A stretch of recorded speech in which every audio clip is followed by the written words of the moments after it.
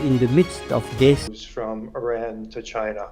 That's probably who's being targeted here right now, but it's hard to say. In the grand scheme, as far as policy vis-a-vis the Islamic Republic, it's just ratcheting up the pressure a little bit, but it's not going to move the needle any which way. And with these accusations and to these companies, how could it affect them? How could it affect all of these individuals, their companies, that are now having imposed sanctions on them? Well, we have to remember that if you look at the regime's economy, 80% of it's controlled by the IRGC. So when you sanction these companies, you're hitting the IRGC, and a big part of Trump's policies when he's been putting in the sanctions back in 2018, the maximum pressure campaign. This is a continuation of that program, of that policy. It's been targeted at regime officials who are cutouts, who operate ghost fleets, networks that move illicit oil, and that oil is moved back, and that money that they get for that oil is pushed back, let's say, for rocket fuel that they're getting from China. So that's how they're paying to pay up for the ballistic rocket fuel shortage that they experienced after the 12-day war. So I would say this is targeting the IRGC. As far as the people are concerned, it doesn't affect them because they're still living at the bottom. Thank you, Adrian. Please don't go too far, as we will be back with you very shortly. In a developing incident on February the 25th, Cuban forces reportedly killed 4 people and wounded 6 others, all of whom were aboard a Florida-registered speedboat that entered Cuban waters and opened fire on a Cuban patrol. According to the Cuban government, the group aboard the boat consisted of anti-government Cubans, and some of them were even previously wanted in Cuba. They came from the United States, allegedly armed with assault rifles, handguns, homemade explosives, ballistic vests, and telescopic sights. The Cuban Interior Ministry has confirmed that an additional Cuban suspect was also detained in connection with the plot. According to initial statements collected from the detainees, the authorities have stated that the group's intention was to infiltrate Cuba for terrorist purposes. The wounded individuals were evacuated and are currently receiving medical care. Among the casualties, one was identified as Michael Ortega Casanova, while the other 3 remain unnamed. Now, let's move to reactions from US officials. US Vice President J.D. Vance has expressed the situation, acknowledging that it is being closely monitored. Meanwhile, US Secretary of State Marco Rubio has provided an update, confirming that the Department of Homeland Security and Coast Guards are involved in the investigation. Let's listen in to their statements. So on the second thing, actually, Marco briefed me about 15 minutes ago on it, but we don't know a whole lot of details, and so I'll defer to the White House to provide more updates as we get them. Certainly, a situation that we're monitoring. Hopefully, it's not as bad as we fear it could be, but can't say more because I just don't know more. As it stands now, the Department of Homeland Security, the Coast Guard, others are involved.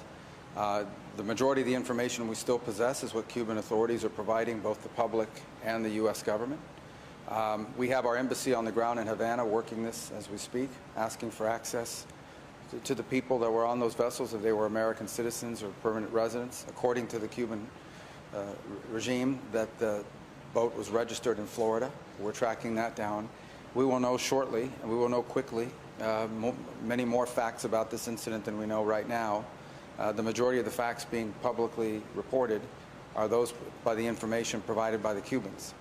We will verify that independently, and as we gather more information, then we'll be prepared to respond accordingly.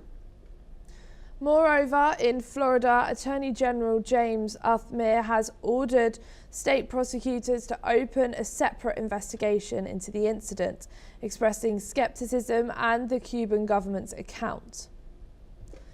We're now being joined by Dr. Satoru Nagao, who's a fellow Hudson Institute, joining us from Hudson, Washington. Thank you so much for joining us here today on NewsX World. What are the potential diplomatic and security ramifications as for US-Cuba relations, especially given the current climate of sanctions, geopolitical tension and historical mistrust between the two countries? But this is important because for a long time, Cuba is a major country to register U.S. influence in the Caribbean Sea and in the American continent. So that's why the Cuba's intelligence connection or the Cuba's security person's presence in this region is one of the threats against the U.S. hegemony in this American continent. But now the Cuba-Venezuela agreement has disrupted. Indeed, Cuba does not have money to buy oil. But in this case, Cuba can provide a security person or the medical staff. So that's why the Venezuela provide oil. It was a deal between two countries, and so that's why Cuba can survive. But now Venezuela was fallen, and Cuba lost a partner to deal, the barter-based deal. So that's why Cuba faced a crisis. And Cuba tried to rely on Mexico, but Mexico also cannot help Cuba. So that's why just current oil sanctions is very severe for Cuba's economy. And so now the people need to people face a very serious shortage of the energy. Only some hours per day they can get electronic power. So that's why without Cuba follow the United States, it is very decisive for Cuba, and revolution or something could happen in the long run. And what broader questions does this incident raise about broader security, maritime law, and the risks of non-state or irregular actors engaging in armed movements across international waters?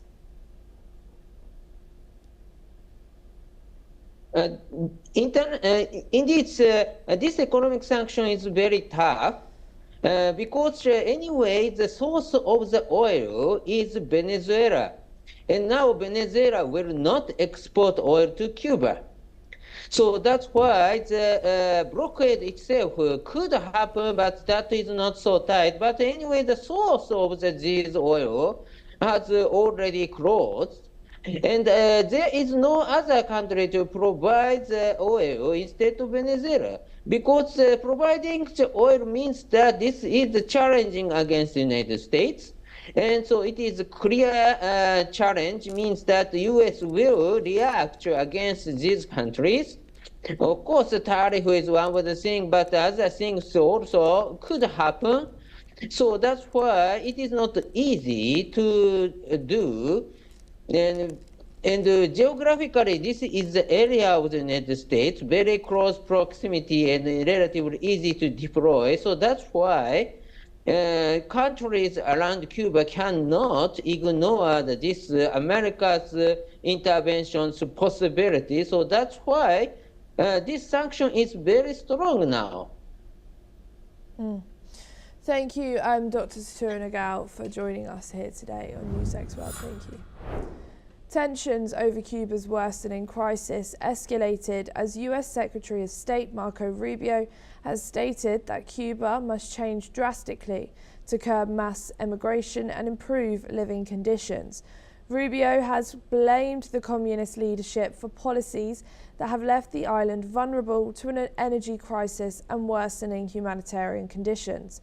Rubio also warned that the US could reinstate restrictions on Venezuelan oil imports to Cuba if Havana violates the spirit of recent US sanctions easing. This highlights Washington's determination to maintain pressure on Cuba, even as the US Treasury allows limited sales of Venezuelan oil to Cuba's private sector, excluding government and military entities. However, regardless of these measures, Cuba continues to face severe energy shortages and economic hardship, with power cuts and soaring costs intensifying migration. Meanwhile, regional leaders and humanitarian organizations urge dialogue and assistance to address the deepening crisis, but the US remains firm in its stance, increasing pressure on Cuba's government. We're now being rejoined by Adrian Calamel, who is a fellow Arabian Peninsula Institute and terrorism scholar. Thank you for joining us back here, Adrian, on NewsX World.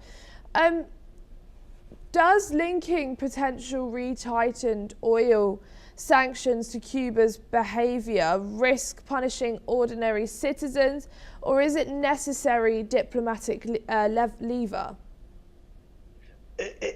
If it's done correctly, it's absolutely a diplomatic lever that can be used. And the Trump administration, I think, has been very mindful, as I stated out with the Islamic Republic and how they levy sanctions. And then, as Dr. Nagao rightly pointed out, this is, there is oil going into the country, but it's only going in the private sector. It's just how is it monitored? So it's a little, a little bit fog of sanctions, fog of war. I mean, this is a conflict, a cold conflict, sometimes turning a little hot at times, especially Cuban Missile Crisis, Bay of Pigs type scenarios, and it's only 90 miles off the coast of America. So yes, Venezuela coming offline, that really impacts Cuba. Now all they have for support is China's important for them. Cuba's important for the Chinese. They basically took an old Russian spy base, revamped it, and they're using it as a forward operating spy base 90 miles off the coast. And then it's also been, there's been visits by top officials such as Mohsen Rezai of the Islamic Republic in Cuba right around 2022. So that could change with Venezuela situation, because Iran was part of that illicit oil network, and they now it just may be two-way trade between Iran and China. Is it going to hurt the people? I really hope not, but at the end of the day, it's this government that's been really hurting this people for decades upon decades. And Marco Rubio knows best, since his family fled Cuba. So, we'll see what happens. I'm generally not in favor of sanctions, because a lot of times they just hurt the people, or they're not effective because they're just not enforced. I hope that we are going about it the right way this time around. Thank you so much, Adrian, for joining us here today on NewsX World. Thank you. Thank you. Hong Kong's Court of Appeal has overturned Jimmy Lei's fraud conviction. The ruling came today, just days after Lei was sentenced on separate national security charges.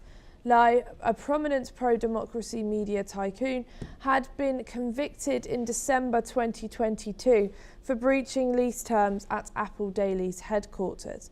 He concealed the operation of a private company in the building. The court's chief judge, Jeremy Poon, quashed the conviction and set aside the sentence. Lei, who remains in jail, did not attend the hearing. Along with Lei, another defendant, Wong Wei Kyung, had his sentence overturned. We're now being rejoined by Dr. Satoru Nagao. Thank you so much for joining us back here today on NewsX World. Does the quashing of a fraud conviction unrelated to political charges change the narrative around political prosecutions in Hong Kong, or does it underscore deeper systemic issues that, given that Lay's core national security conviction still stands? Anyway, for China, the Jimmy Lai is the symbol of the resistance against the Chinese government. And under the Chinese government rule, resistance itself is a serious crime. And so they believe they must punish him as a symbol of this kind of resistance and show the people what kind of cost the resistance will pay. So that's why in this case, even if his claim is going through in some part, but the final result of these cases could be very serious for him, because punishment itself is the purpose of this decision in the court. So anyway, serious punishment will come and show China's China's brutality, and the democracy will be dead, and the authoritarian regime is strongest regime they want to show. Thank you so much, Dr. Satura Nagao, for joining us here today on NewsX World. Thank you. A Hong Kong court has sentenced Kwok Yin Sang, 69 years of age, to 8 months in prison under the city's national security law. He was convicted of attempting to access financial assets belonging to his daughter, Anna Kwok, a pro-democracy activist wanted by Hong Kong authorities. Kwok is the first person convicted under this specific offence. His daughter, a leader of the Hong Kong Democracy Council, faces charges of colluding with foreign forces. Authorities have offered a HK $1 million reward for her arrest. Nvidia has delivered a stunning set of quarterly numbers, underscoring the relentless momentum behind the global artificial expansion. The company has reported the fourth quarter revenue of $68.1 billion for the period ending January the 25th, 2026, marking a 73% jump from the same time last year and a 20% rise from the prior quarter. According to reporters, the result comfortably exceeded analysis expectations of $65.7 billion. The performance has highlighted how demand for AI-focused chips continues to accelerate at an extraordinary pace for the fiscal year 2026, as Nvidia has generated $215.9 billion in revenue, reflecting a 65% annual increase. That's all we have time for. Keep watching NewsX World for more updates from around the world.